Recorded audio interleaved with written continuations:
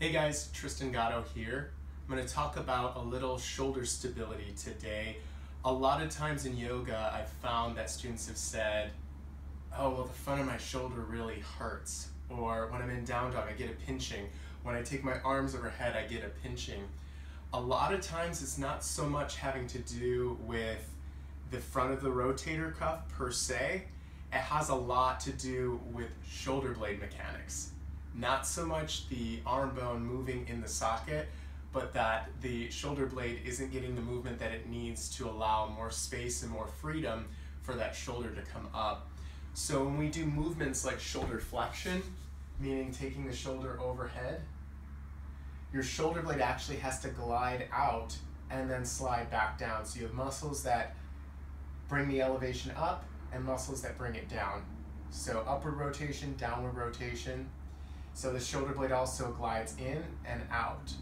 So everything has to move and glide and slide. If there's a muscle that's underneath your scapula or your shoulder blade, it's called subscapularis, that tends to get stuck.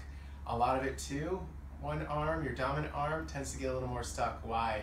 If you work at a desk, driving cars, it causes that shoulder blade to wing, meaning it drops up off the back. So when those shoulder blade mechanics get off, we start to get more of that impingement, the rounding of the shoulders, trying to compensate to get around it. So I'll show you what that looks like to get out of that pattern of movement. So just give me it's good, like goalposts, football, if you know football, you know.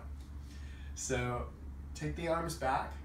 Now from here, if you can see me from the back, actually let me turn around. Squeeze the shoulder blades back. You're gonna feel a really nice stretch there. So that's the mechanics of where you need the shoulders to be in your down dog, that sweeping back and the arms back and down, or dialing the shoulders back. So a lot of times we'll see this. Hunching the shoulders up to the ears. Well, shake it out.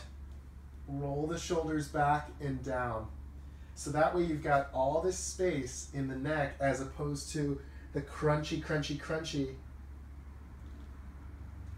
So, little tidbit for you to save your shoulders. It's one of the most, they say, the unstable joint in the body. It's stable when it's functioning correctly, but let's protect it anyway. We need our shoulders.